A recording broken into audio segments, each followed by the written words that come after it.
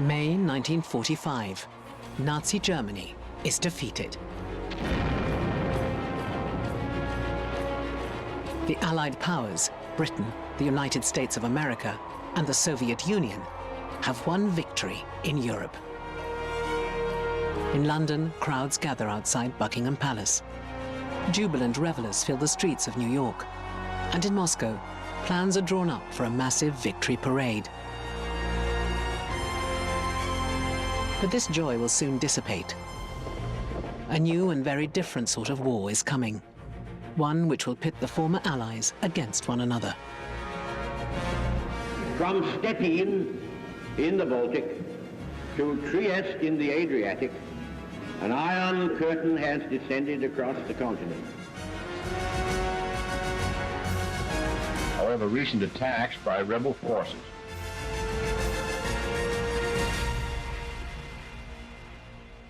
But despite their alliance against Hitler, this partnership between Britain, America, and the Soviet Union was from the very beginning marked by deception, suspicion, and mistrust. The war has been fought and won not only on the battlefield, it has been shaped behind the scenes by the secret decisions and disagreements of just a few men. Men of conflicting ideologies and personalities. Men who could have been enemies as easily as they were allies. Winston Churchill, the tenacious Prime Minister of Great Britain, the British bulldog, whose sheer force of personality defined his wartime leadership. Franklin Delano Roosevelt, the President of the United States, the only man to hold that office for 4 terms, the leader who overcame the country's isolationism to take his people into a Second World War.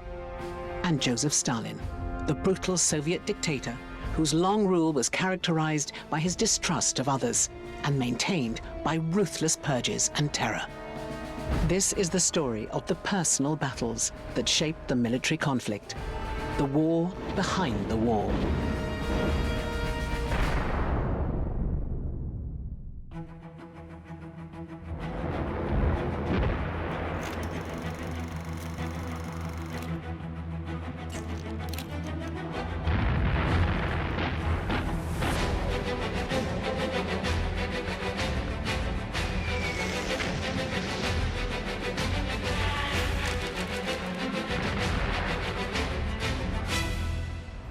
May 1940.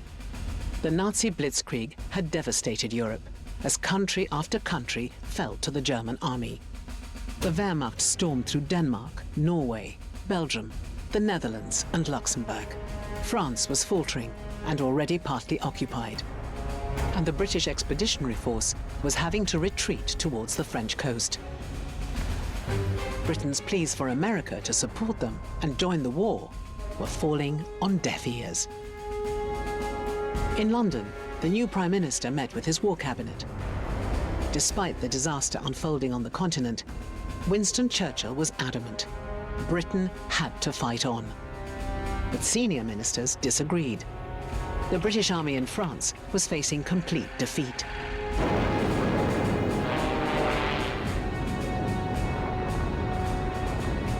To the Foreign Secretary, Lord Halifax, there was a way to save the army and the country. A peace deal with Nazi Germany. Britain's position was precarious. Decisive leadership was needed.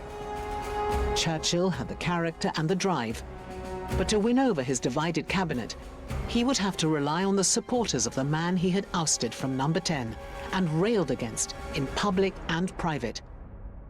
The leader of Churchill's party, Neville Chamberlain. Chamberlain had become Britain's Prime Minister in 1937. His time in Downing Street was dominated by the growing aggression of Nazi Germany and his desperate attempts to avoid another war. I suspect that for Chamberlain, the shadow of the First World War loomed large. The awful loss of life, the destruction.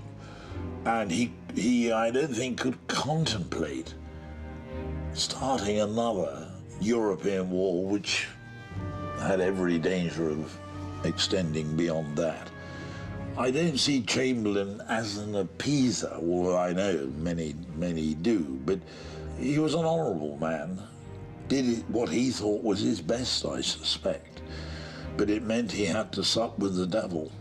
In Germany, Adolf Hitler had made no secret of his territorial ambitions since coming to power in 1933. In strident nationalistic and anti-Semitic rhetoric, he had demanded the creation of a Greater Germany, a Third Reich.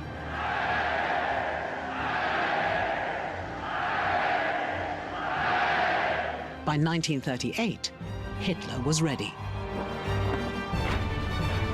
The first country in his sights was Austria, the land of his birth. German troops crossed the border on the 12th of March, 1938. There was no obvious resistance and little more from the rest of the world. Britain was rearming itself, but the hopes in London were that war could still be avoided. Hitler, however, was not satisfied with the annexation of Austria alone. Within weeks, he claimed that the Sudeten region of Czechoslovakia, where there was a small German-speaking population, should be under German control. Still, Britain and the rest of the world did nothing. It's easy to forget that there was a lot of support for the idea that these were things that were happening, as Chamberlain famously said of the invasion of Czechoslovakia in a faraway country. So the invasion of places like Czechoslovakia, the Anschluss with Austria in 1938 was seen as almost someone else's problem. These European countries and their leaderships are doing their best to articulate and raise the alarm for leaders in Washington, Moscow, and London, and elsewhere, that this will lead to further invasions and further conquests. It was not just a European episode. It was one, as they quite rightly articulated, would lead to a grander and more difficult and violent and long war. In late September 1938, Chamberlain travelled to Munich. He met with his French counterpart Édouard Daladier, with the Italian fascist leader Benito Mussolini, and with Adolf Hitler. The Czechoslovakians were not present when the fate of their country was decided, and Hitler got what he wanted. The deal agreed to the annexation of the Sudetenland. That the settlement of the Czechoslovakian problem, which has now been achieved, is, in my view, only the prelude to a larger settlement in which all Europe may find peace. Chamberlain returned to Britain and a hero's welcome on the streets. But although some in government were completely against such appeasement, we now know there was also considerable appreciation behind the scenes for what he had done. Chamberlain has traditionally been the bad guy in all this. He comes back from Munich having signed the peace, Peace in Our Time, the Appeasement. But actually, behind the scenes, the head of the Secret Intelligence Service, MI6, had actually said to the government, we are not ready for war.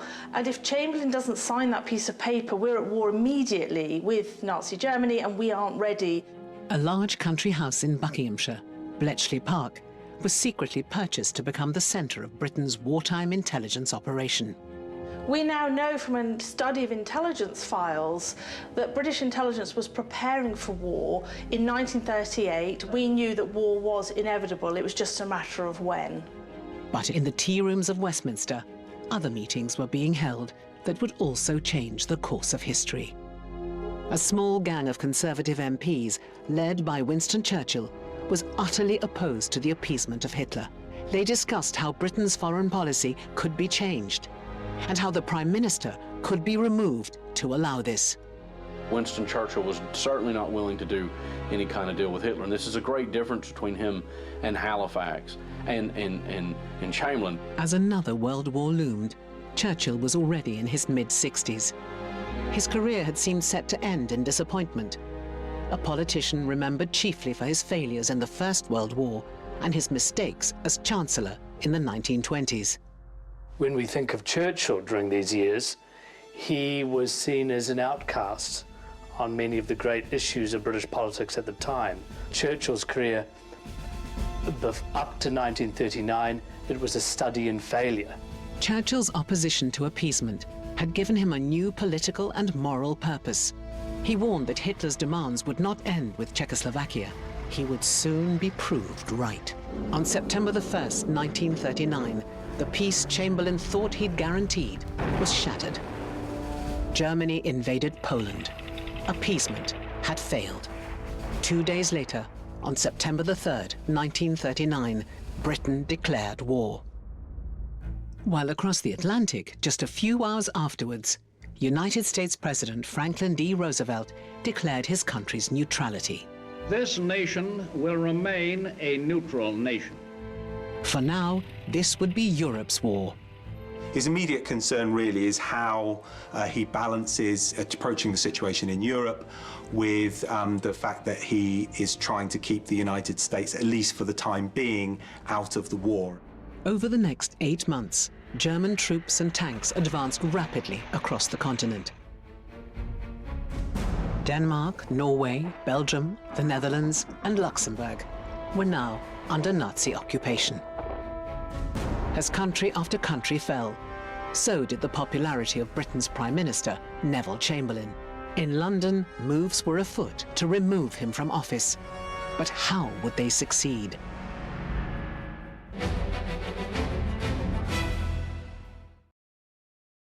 In September 1939, Britain declared war on Nazi Germany. The appeasement of Hitler by Prime Minister Neville Chamberlain had failed. A war cabinet was assembled, and Chamberlain invited one of his fiercest critics to become First Lord of the Admiralty. Winston Churchill was no stranger to the role. He had been in charge of the Admiralty in the First World War, when his record was marred by the disastrous amphibious landing of Allied troops at Gallipoli in Turkey in 1915. This is something that his political opponents used to say he was a risk taker and a sort of politically unreliable or strategically unreliable, and it even haunts him into the Second World War. Churchill would not fare much better in the early months of the Second World War. He'd returned to the Admiralty determined to rebuild his reputation as a military strategist. In an effort to try and slow Hitler's advance, he championed a plan to move Allied troops into Norway and Sweden, to cut the supply lines of iron ore to the Nazi war machine. Unfortunately for the British, the Germans got there first. They invaded Norway on the 9th of April 1940. Britain attempted a counterattack, but it was unsuccessful. The campaign was a military and strategic disaster. Yet this time, it was the Prime Minister, Neville Chamberlain, rather than the First Lord of the Admiralty, that got the blame. I fear Chamberlain's goose was already cooked. In some ways, Britain hadn't really got his head round the fact it was at war, and not only at war with a ruthless military power. And mistakes were made without doubt in Norway. And the surprising thing in some ways is that Churchill survived it, but it didn't seem to be held against him. Behind closed doors in Westminster, there were some who saw the public's willingness to blame Chamberlain as an opportunity. As Allied troops withdrew from Norway in late April, the Prime Minister's political opponents made their move. On the 7th of May, the House of Commons gathered for one of the most momentous debates in its history. Moving adeptly from the disasters of the Norway campaign, speeches soon took aim at the government's overall conduct of the war and at Chamberlain's position as Prime Minister. On the second day of the debate, a vote was forced. It transformed the debate into a vote of confidence in Chamberlain himself. It became a sort of de facto vote of no confidence, partly because Chamberlain made the mistake, actually, of standing up in the House of Commons and saying, I hope that my friends will vote with me on this. So, if you like, challenging the Conservative Party MPs to back him or sack him. And of course he got the answer he didn't want. Although the Prime Minister won, around 40 Conservative MPs voted against him and 60 abstained. The blow to his authority meant his resignation was inevitable. Chamberlain wanted his Foreign Secretary, Lord Halifax, to succeed him. But Halifax was seen as altogether too patrician, too high Anglican, and too much of a Chamberlain crony to be acceptable to Labour leader Clement Attlee and the opposition benches. Halifax told Chamberlain he did not want to be Prime Minister and pleaded ill health.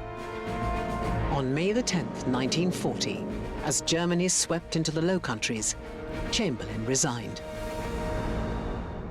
That evening, Churchill made his way to Buckingham Palace to meet King George VI and become Britain's second wartime Prime Minister.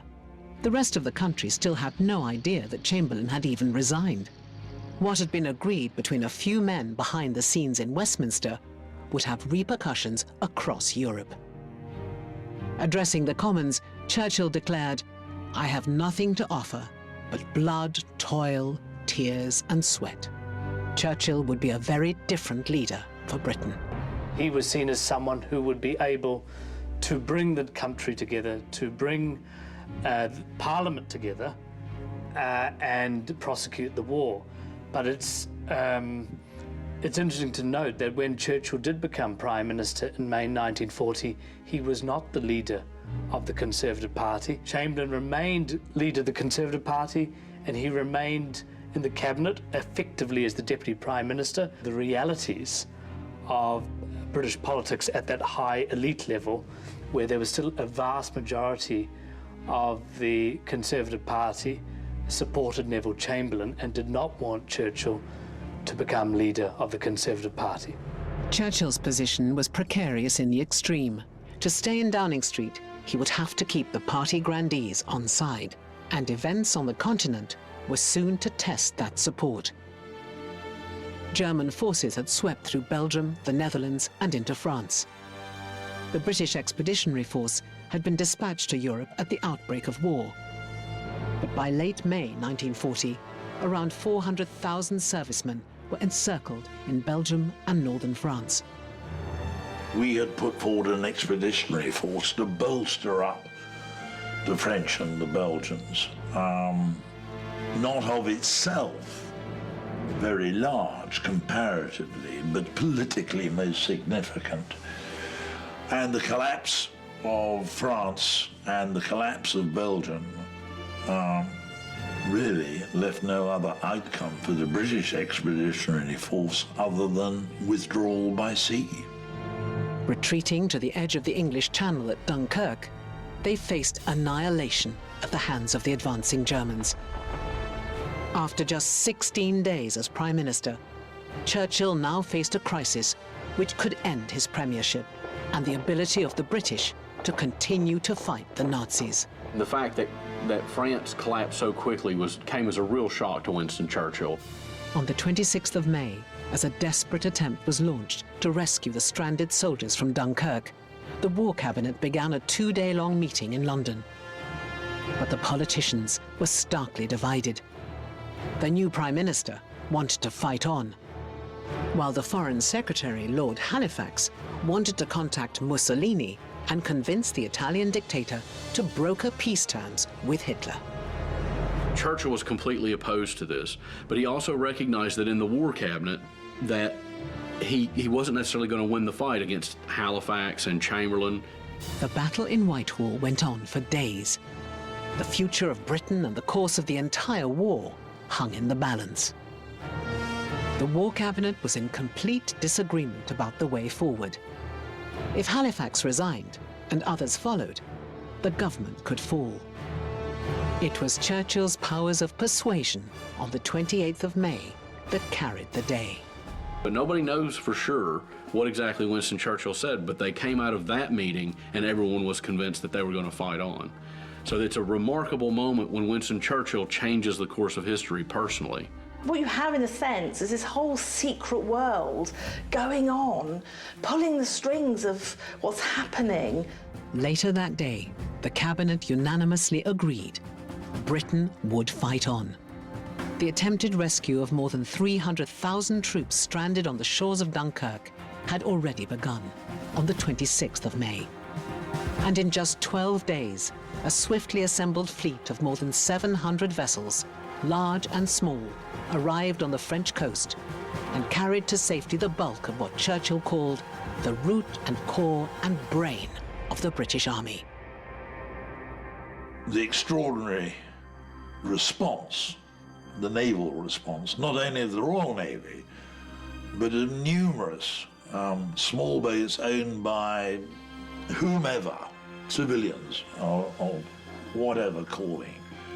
Remarkable response, very brave defense of the perimeter by those troops who had given that job, which could only end in one of two ways for them, death or capture. And they did that job and bought the time for the sea evacuation to take place. The RAF put in a great effort to maintain over the perimeter air superiority, or at least air equivalence, and to keep the German bombers off the soldiers' backs. On the 4th of June, Churchill made one of his most famous and stirring speeches.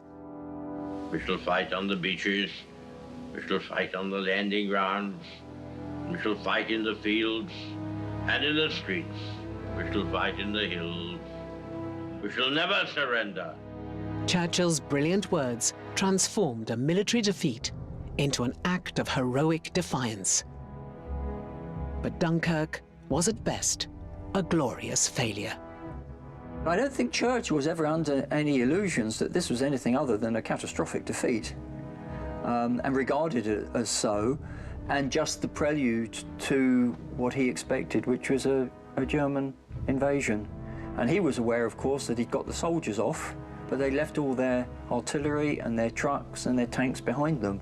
The British Army had lost almost 50,000 soldiers, as well as most of its tanks and equipment.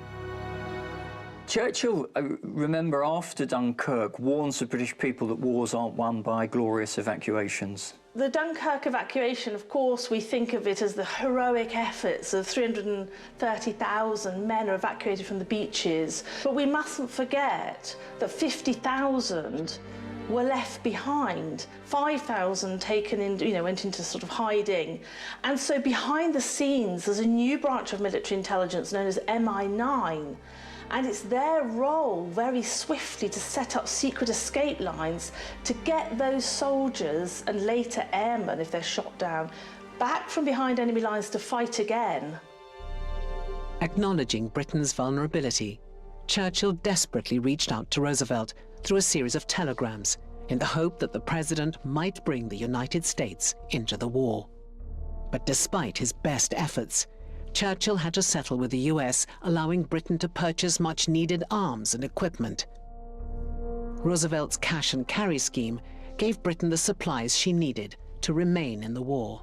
For Churchill, he thought that the aid that came from the United States was of paramount importance to surviving what the Germans might throw at the Allies. Adolf Hitler had expected Britain to seek a peace settlement after the capitulation of France. But he had underestimated the kind of a man he was dealing with, and the resolve of the British people. Churchill stuck to his word to never surrender.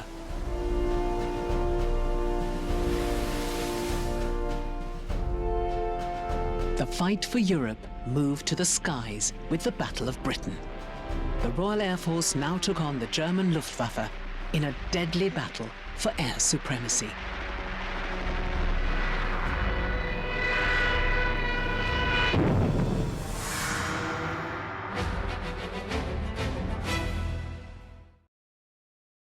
On the 3rd of April 1941, a secret message was hand-delivered to the Soviet leader Joseph Stalin by Sir Stafford Cripps, the British ambassador in Moscow. The telegram came from Winston Churchill. The Prime Minister had a warning for Stalin. British intelligence had detected massive German troop buildups on the Soviet border. It could mean only one thing: that Hitler planned to invade the Soviet Union. Stalin, paranoid as ever, dismissed it as a capitalist trick. Roosevelt also had intelligence about the attack and told Stalin it was as certain as that the night followed the day, that as soon as Hitler had conquered France, he would turn on Russia. Both Churchill and Roosevelt warned Stalin in 1941 that an invasion was going to happen. Stalin disregards these warnings. Why does he do this? It's because he doesn't trust either Roosevelt or Churchill. Stalin was an ideological person. He believed in a major clash between communism and capitalism as being inevitable, and this had informed his thinking for 2 decades. Churchill, in particular, was the leader of the world's preeminent imperial power, and they'd been portrayed in Soviet propaganda as the main enemy throughout the 1920s going into the 1930s. So it's unsurprising that Stalin disregarded their warnings in 1941, and he decided to go with his gut instinct, which was to do nothing about the invasion, and that proved to be a catastrophic mistake. But Stalin continued to ignore the Allies' warnings. He even ordered his men not to fire on Nazi surveillance planes that crossed the border, preferring to believe Hitler's ludicrous explanation that the pilots had simply got lost, rather than entertain Churchill and Roosevelt's warnings that Hitler was about to turn on him. It's interesting that before the German invasion, about a week before, Churchill and Roosevelt had exchanged correspondence about the possibilities of a German attack, which they both had been receiving intelligence was going to happen. And Churchill at that point had assured Roosevelt that he wasn't thinking of an alliance with the Soviet Union, and he knew that that would be very difficult in the United States too. But Roosevelt, like Churchill, appreciated the addition to the Allied cause of Soviet power. And he too, like Churchill, was prepared to provide support for the Soviet Union. 2 years earlier, in the summer of 1939, Britain, France and the Soviet Union had been deep in talks over the growing aggression of Nazi Germany. A shared response was called for, a united front against a common enemy. What they didn't know was that the Soviet Union was also holding talks with Nazi Germany. And as far as Stalin was concerned, the arrangement with the British and French was much more risky, because the risk was that Germany would attack Poland and the Soviet Union would now be in the front line in a war against the Germans without any guarantee that the British and French would do anything at all. He saw Hitler was on the march across Europe, and initially Stalin's plan was to make a pact with the Western powers. The Western powers ultimately didn't trust Stalin. Stalin loses patience, and he sees a deal can be made with Hitler, and he manages to spread Soviet influence into Eastern Europe. On the 23rd of August 1939, German Foreign Minister Joachim von Ribbentrop arrived in Moscow to complete a stunning deal with his Soviet counterpart Vyacheslav Molotov. The Molotov-Ribbentrop Pact agreed that neither Germany nor the Soviet Union would attack the other for a decade, nor would they support any other country doing so. Hitler had suggested the deal last a century, but Stalin said 10 years would do. It was hardly a marriage made in heaven. For years, each side had demonized the other.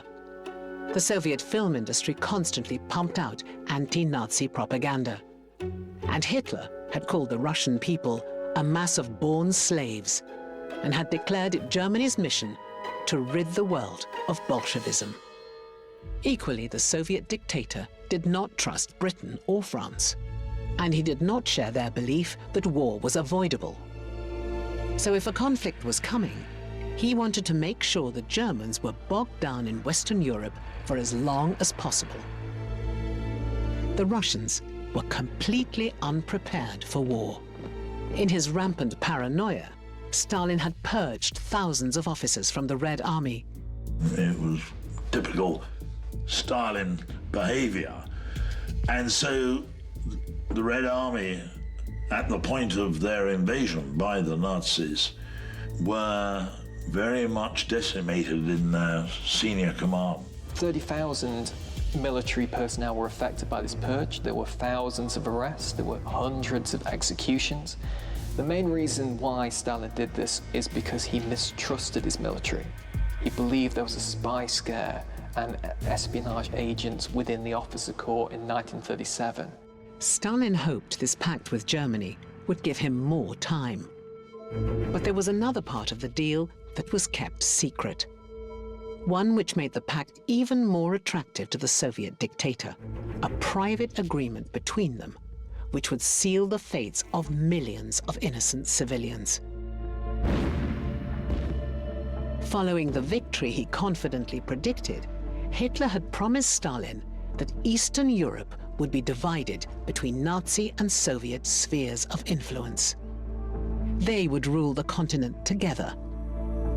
Hitler, of course, never had any intention of honoring the promise, but Stalin allowed himself to be flattered and beguiled. And initially, he saw his faith rewarded. In September 1939, when the Germans invaded Poland, they seized the west of the country.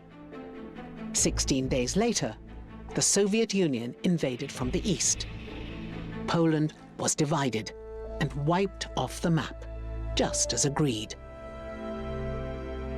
The division of Poland and the creation of a buffer to protect the Soviet Union was critical to Stalin's sense of security. For many years, Stalin had been interested in acquiring what were known as buffer zones. He was also interested, of course, in spreading communism worldwide, but the two things weren't mutually exclusive. Stalin could look to push communism further across Europe and also secure the Soviet state with this kind of ring of countries against any invasion. The Russians and the Poles had fought a war in 1920, 1921, which the Soviets had lost, and so Stalin was quite keen for a bit of revenge. In Stalin's mind, the Molotov-Ribbentrop Pact was working. Trade between the USSR and Germany increased. Soviet grain, oil, and other raw materials were exchanged for German industrial goods and military equipment, including even a naval cruiser. The trade agreement in the Nazi-Soviet Pact carried on. So as the Nazis were and their troops were amassing at the Soviet border, the Soviet Union was still sending them goods and still trading with them and actually giving them the resources they needed to later invade. But Hitler had not changed his beliefs. His hatred for what he called Jewish Bolshevism remained, as did his contempt for Stalin. Once the pact had been signed, it made war more or less inevitable. But why was Stalin, a man who had built a totalitarian state based on suspicion and paranoia, so easily seduced by Hitler? His calculation was that Hitler would not fight a war against the Soviet Union while he was still engaged with Britain. He believed that he saw Hitler's motivations, believed that Hitler wanted to avoid a war on two fronts, that Hitler would appreciate the economic aid that he was getting from the Soviet Union, and that Hitler would be prepared to allow that relationship to continue while it was benefiting him, and most particularly while he was still fighting a war in the West. He was also somewhat deluded by German deception plans, which were calibrated to convince him that German build-up in Poland was all part of their build-up to attack Britain. By mid-1940, the Soviet Union had control of the territories bordering the Balkans. They were now within striking distance of the Romanian oil fields Germany depended on. Even while waging war against France and Britain, Hitler had one eye on the east. But the Soviet Union, even when taken by surprise, would be a formidable enemy. German commanders knew they would have to move fast and secure victory before Stalin could mobilize his own massive, if inexperienced, forces. Germany planned to attack the Soviet Union along an 1,800-mile front from occupied East Prussia, Romania, and Poland. It would be the largest invasion force ever assembled. 148 divisions and 3.5 million troops, equipped with 3,000 tanks, 7,000 artillery pieces, and 2,500 aircraft. One army group would strike north towards Leningrad. A second group would strike south into Ukraine and down towards the Black Sea. A third group would head for Moscow. Their aim was to take the city within just 4 months. But the Nazi plans were discovered. The German government and military communicated through a cipher known as Enigma. They thought it was impenetrable, but they were wrong. With the help of Polish cryptanalysts based at Bletchley Park, British intelligence had broken its first wartime Enigma message in January 1940.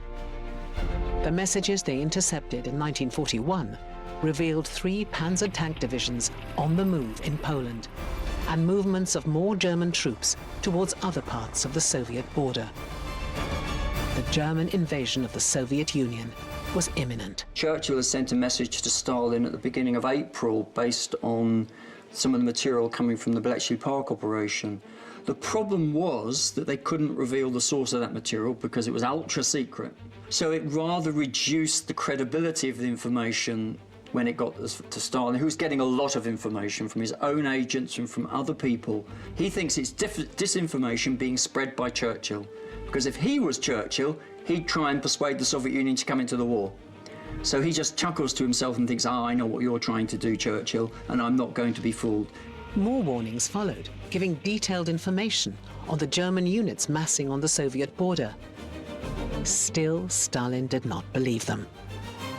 He was about to pay a devastating price.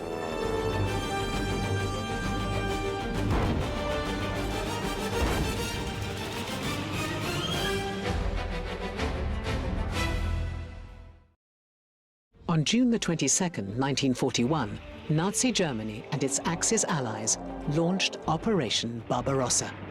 The invasion along an 1,800-mile-wide front took the Soviets completely by surprise. I think the Germans invaded about 3 in the morning. It was only about 8 that morning that orders to the Red Army were given to take up defensive positions. So they were on the back foot. The Germans battle-hardened in France, Belgium, knew what they were doing, well-equipped at this point, and a very large force indeed. Stalin was at his country estate when news of the invasion came. He did not emerge for a week, hiding away in his dacha, drunkenly despairing that his government had ruined Lenin's legacy.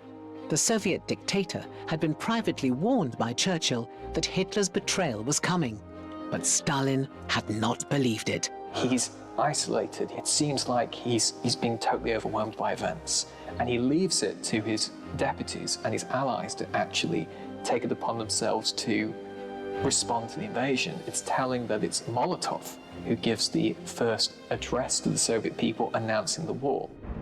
Now the Nazi blitzkrieg, which had conquered Western Europe, was unleashed on the Soviet Union. While Stalin wallowed in drunken self-pity, millions of his people were forced to flee their homes. His armies were fighting for their lives. The Red Army's inexperienced commanders were no match for the battle-hardened Germans. Stalin ordered that his men stand their ground, rather than retreat and regroup. The result was encirclement and surrender. Huge numbers of Soviet soldiers were taken prisoner. Stalin sent desperate messages to London. He pleaded with Churchill to open a second front in the West, so that Hitler would have to fight on 2 sides. Britain had been quick to strike an alliance with the Soviets after the invasion. It was sending what supplies it could spare, but it was in no position to mount an invasion of Nazi-occupied Europe. I think what Churchill saw was an opportunity, and that is that he recognized that this was a moment to bring Joseph Stalin in on his own side. And as he famously said, even if Hitler decided to invade hell, he would at least make a favorable statement about the devil in the House of Commons. He decided pretty much instantly that Britain would align itself with the cause of the Soviet Union. There were many misgivings about lining up with the Bolsheviks, but he, on the very day, decided that he would make a public broadcast pledging British support for the Soviet Union, and he does so in one of his greatest speeches. It was actually a TV broadcast. He says that nobody's been as big an opponent as communism as him, but this isn't about communism, it's about Russian people defending their heartland, defending their women and their children, and Britain will march alongside them.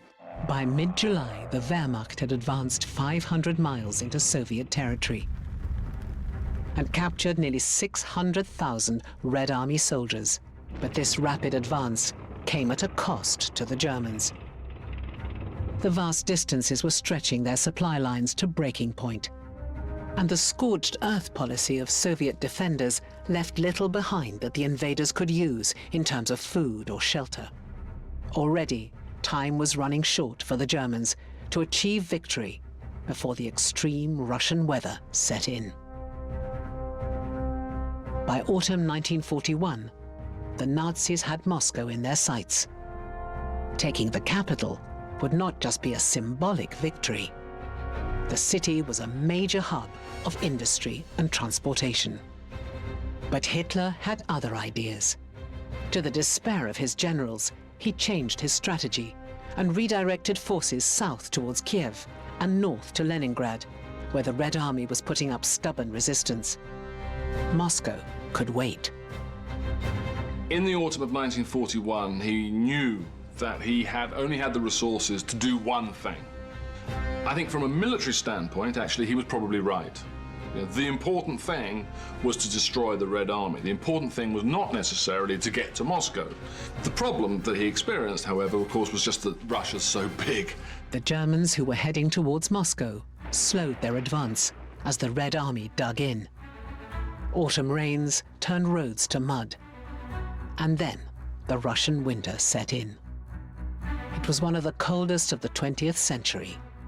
Temperatures plummeted, and little winter equipment was reaching German soldiers at the front. Their coats were too thin. They could not use their guns or vehicles.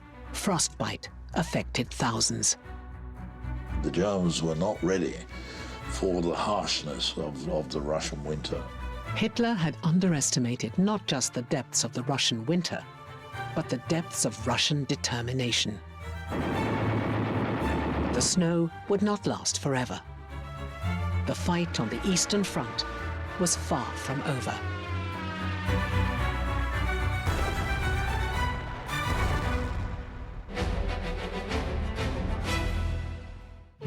Next time on Race to Victory, the Soviet Union's desperate fight for survival. This was now a fight for Mother Russia, for the soul of Mother Russia. And so they tackled too with a will and accepted horrific casualties. Many people think they know Stalin very, very well indeed, because in many ways he's obvious. A vicious, brutal dictator who cared little about sacrificing huge numbers of human lives in the cause. He was the man, of course, who said that one death is a tragedy, a million deaths is just a statistic. Whilst in Washington, FDR continues to sit on his hands until a new foe makes a devastating entrance to the field of battle in a totally unexpected location. A date which will live in infamy. The United States of America was suddenly and deliberately attacked. The European war is about to become a world war.